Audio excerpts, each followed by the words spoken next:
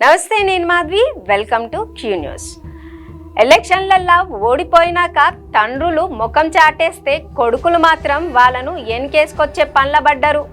గిదే ముచ్చట గిటు తెలంగాణలా అటు తమిళనాడులో నడుస్తుంది. రాష్ట్రాలను ఏళ్ల తరబడి ఏలిన ఈ నాయకులు పవర్ పోగానే అసెంబ్లీ మెట్లు కూడా ఎక్కుతలేరు. మన దగ్గర కేసీఆర్ తీరెట్లుందో పక్క రాష్ట్రం స్టాలిన్ కథ కూడా గట్లనే ఉంది.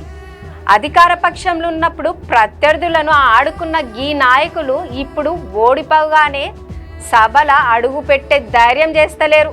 దీంతో అధికార పార్టీలకు గిదో పెద్ద అస్త్రం లెక్క దొరికినట్టు అయ్యింది.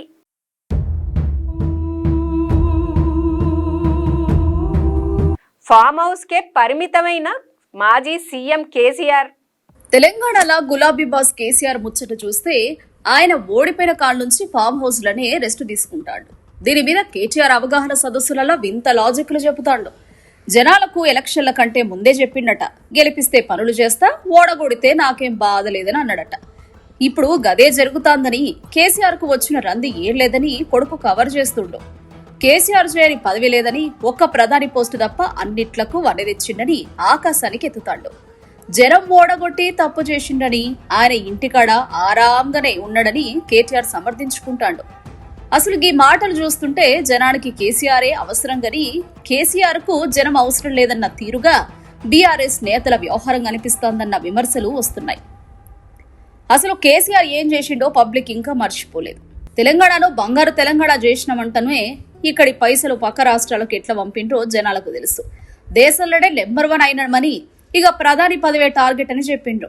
జనాల మీదనే ఎదురుదాడి చేస్తున్న కేటీఆర్ తీరా ఓడిపోయినాక కేటీఆర్ ఏమంటాడంటే, ప్రజలకు ఇప్పటికైనా సోయొచ్చిందా అని నిలదీస్తాడు. కేసీఆర్ ను ఓడగొట్టి జనం ఫీల్ అవుతాండ్రని పుండు మీద కారం జల్లినట్టు మాట్లాడుతాడు.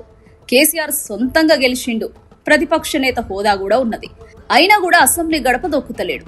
జనం వచ్చి అడిగినా కూడా మీకోసం నేను ఎందుకు కొట్లాడాలే అని కసిరిగొట్టే తీరుగానే నేతల తీరు కనిపిస్తోంది. అసెంబ్లీలో అడుగుపెట్టని నాయకుడిని జనం ఎట్లా నమ్ముతున్నారన్న ప్రశ్నలు ఉత్పన్నమవుతున్నాయి. స్టాలిన్ ఎక్కడంటూ ఉదయ్ని అడిగిన విజయ్. ఇక తమిళనాడులో కూడా అచ్చం గిసోంటి సిర కనిపిస్తోంది. మొన్నటి ఎలక్షన్ల స్టాలిన్ పార్టీ ఘోరంగా ఓడిపోయింది. అసెంబ్లీకి పోయే ఛాన్స్ కూడా లేకపోయే. కొత్తగా సీఎం అయిన విజయ్ మాత్రం వాళ్లతోని ఫుట్బాల్ ఆడుకుంటాడు. అసెంబ్లీలో ఉదయనిధి స్టాలిన్ ను చూసి మీ నాన్న కనిపిస్తలేడు, ఏంది సంగతి అని విజయ్ సెటిల్ చేసిండు. స్టాలిన్ ను అసెంబ్లీలో అడుగు పెట్టకుండా చేసినామన్న పాయింట్ ను విజయ్ తనకు అనుకూలంగా వాడుకుంటాడు.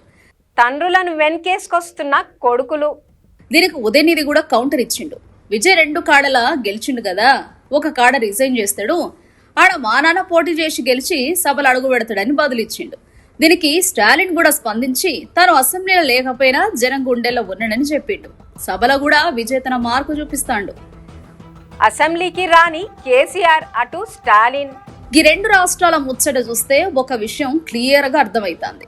తమిళనాడులో స్టాలిన్ అసెంబ్లీకి ఎంపిక కాలేదు, గందుకే ఆయన సభకు దూరం అయ్యిండు. కానీ తెలంగాణలో పరిస్థితి వేరాయే. ఇక్కడ కేసీఆర్ ఎమ్మెల్యేగా గెలిచిండు, నెల జీతం అకౌంట్లో పడుతోంది. ఆయన దలుచుకుంటే దర్జాగా సభకు పోవచ్చు. కానీ జనం ఓడగొట్టిండ్రన్న కోపంతోనే ఫామ్ హౌస్ దాటి బయటకు వస్తలేడు. ఈ పాయింట్ ను పట్టుకునే రేవంత్ రెడ్డి సర్కారు బీఆర్ఎస్ మీద దండయాత్ర చేస్తోంది.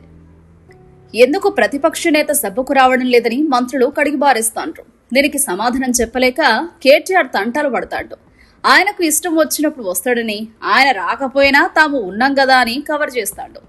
ఇద్దరు మాజీ సీఎంల తీరు ఇప్పుడు పెద్ద చర్చకే దారితీస్తోంది.